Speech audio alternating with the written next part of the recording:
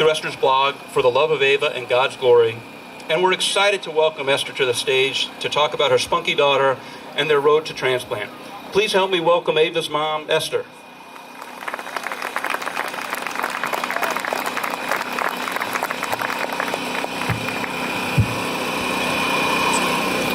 Hello, I'm so happy to be here today. I first learned of BeTheMatch about 6 years ago. We hosted a bone marrow drive for one of my friends whose son had leukemia and was looking for a match. And at that time, we realized that there were very few people of Asian descent on the registry.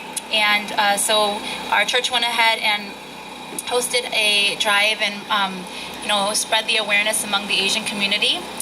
Little did we know, though, that 3 years later, we ourselves would be frantically and desperately searching that same registry for a match for our daughter. And so here's the story of Ava. It was kind of covered really nicely by Scott, but Ava was diagnosed with a very rare type of leukemia called biphenotypic leukemia, and it's a mix of both ALL and AML leukemia in your body. And so this type of leukemia has a poor prognosis. And with her being Asian and so young, it was quite a journey for us. And so in February of last year, we began the chemotherapy route with ALL therapy first because she had a mixed diagnosis, and that failed. And so we went to AML therapy, and that failed. And so we went back to ALL therapy, and we just kind of bounced around for 8 months trying to find a way to put her in remission. And unfortunately, by I believe it was October, the doctors decided that there were no more options in chemotherapy for her, and so their suggestion or their what they thought would be the best chance for cure for her was a bone marrow transplant. At that time, we had Gwen, her little sister, tested to see if she were a match, and she was not, or she was a match and she was not a match, and so that's when we turned to the registry to look for a match, and it wasn't a surprise that we could not find a match for her through the registry. And so at that point, we found out that there was some promising work with cord bloods in Seattle. And so we picked up our whole family, relocated to Seattle. I was 5 months pregnant at the time. And we went to Seattle, and we had the life-saving transplant in November 21st. And it was really amazing.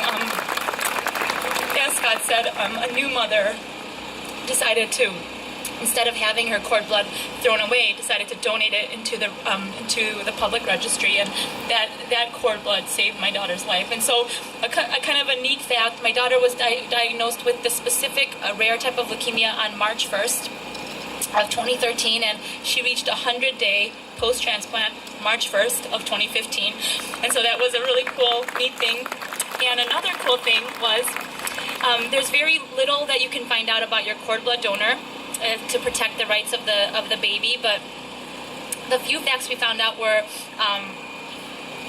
year of birth, gender, and ethnic background. And we found out that this little girl was born the same year as Ava, so it's a 6-year-old girl.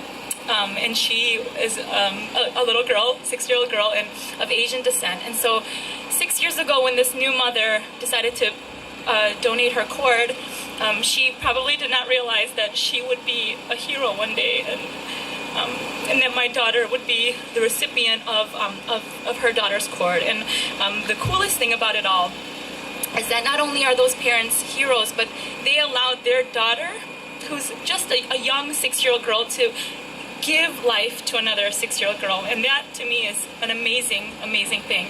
And so I'm here today to just encourage you to be, if you haven't joined the registry yet, please go ahead to join the registry. You really could be a hero in someone's life. I see these shirts, heroes like you cure blood cancer. Heroes like you cure what chemotherapy could not for my daughter. Conventional medicine, none of it worked, but the blood from this young child saved my daughter's life, and you yourself can be a hero one day. Hopefully, if you register and help spread the word that we do need more people registered, especially among the minority groups, Asian, African Americans, the Latino community. We really need to draw in the minor ethnic groups so that our registry can be more diverse, and that one day there could be a cure for everyone that's searching. So thank you so much for letting me share my story, and thank you so much for coming out and for being a part of this wonderful event.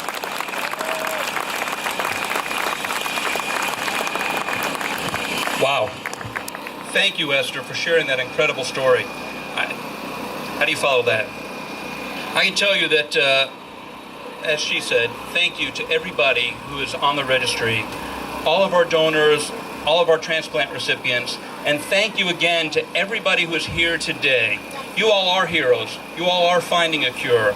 A special thank you to everyone who fundraised or who made a financial contribution. You are delivering cures for parents and for children like Ava. Thank you. If you think about it for a moment, anybody here who donated $1 or raised $1, you own this. You're part of her cure. So thank you so very much. Give yourselves a hand if you've raised or given money today. Today, 100% of our net proceeds are going into our programs to add more people to the registry. As Esther said, we need more diversity, we need more people, we need more people to go over and swab their cheeks and become part of this. We're also going to raise money to assist patients with uninsured costs and certainly to continue funding research. This is where we're going to find a cure. So please continue to fundraise online, or if you happen to have money with you today, go over to the information tent with the cash, with a check, with a credit card, with whatever you can find. Money is going to help find a cure here, so thank you, and don't forget to continue fundraising for us. Let's move on to this year's top fundraising awards.